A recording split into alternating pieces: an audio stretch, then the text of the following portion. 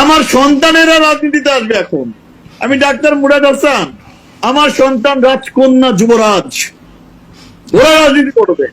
ওই জাইমা রহমানের মতো একটা লুচ্চা প্রতি রাতে কৃষ্ণাঙ্গদের সঙ্গে না ঘুমাইলে যার ঘুমায় না, এই ধরনের মানে কুলাঙ্গারদেরকে বাংলাদেশে আইনা নেতৃত্ব করাবে বিএনপি, এই স্বপ্ন বাংলার মাটিতে হবে না।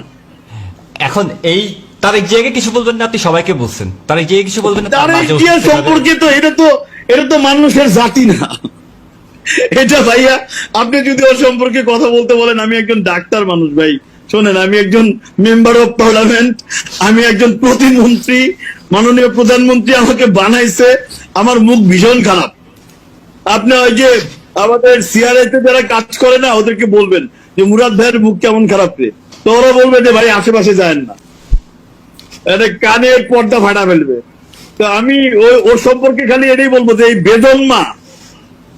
বেদনমা সম্পর্কে আমার কিছু বলার নাই। ও বেগম জিয়ার পোলা না কার পোলা এটা আল্লাহ জানে। ও কি জিয়াউর রহমানের পোলা না কার পোলা এটা আল্লাহ রাব্বুল আলামিন ছাড়া কেউ বলতে পারবে না। এর থেকে বেশি কিছু বলার নাই ভাই আমার। হালকা কনফিউশন তো থাকতে পারে ওটা নিয়ে। এটাই তো বললাম যে ওর সম্পর্কে বলার ভাষা, মানসিকতা, রুচি, ইচ্ছা কোনোটাই আমার নাই। এটা বাংলাদেশে আসলে শোনেন ভাই, আমার খুব ইচ্ছা ওর কানে কপালে একটা চটকানা, যেমন আর্মিরা দিছিল না, হ্যাঁ, ওর পাশায় লাঠি দিয়ে ভরা দিল না, মনে আছে? ওর কিন্তু মাজা ব্যাকা, ও সোজা রাখতে পারে না।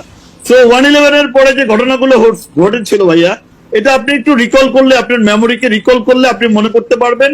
বা আমাদের যারা আছে আওয়ামী রাজনীতি করে, বিএনপি রাজনীতি করে, যে দলই করুক না কেন, আওয়ামী লীগ, বিএনপি, জামাত, জাতীয় পার্টি, হোয়াট এভার, জিজ্ঞেস করেন তো তারেক রহমানের মাজা ভাঙ্গা কেমনে? সে আর্মিদের গায়ে হাত তুলেছিল, সে যখন হাওয়া ভবন, কোয়াব ভবন 2001 থেকে 2006 ভাইয়া, আমরা ওই সময় মেডিকেল থেকে কেবল এমবিবিএস পাস করছি। 2004-এর 21শে আগস্ট বঙ্গবন্ধু কন্যা আমাদের আম্মা, মাননীয় প্রধানমন্ত্রী সহ বাংলাদেশ আওয়ামী লীগের সকল জাতীয় নেতাকে হত্যা করার জন্য এই তারেক রহমান বেগম জিয়ার নেতৃত্বে একটা প্রধানমন্ত্রী রাষ্ট্রীয় পৃষ্ঠপোষকতায় গ্রেনেড হামলা চালিয়েছিল, উপর্যুপরি ডজনের পর ডজন RJX গ্রেনেড হামলা চালিয়েছিল। ভুলে যায়নি আমরা। 24 জন আওয়ামী লীগের নেতা কর্মী, আমার মা বোনেদের, আইবুর রহমান সহ সশ্রদ্ধ ভোরে তাকে আমি স্মরণ করি।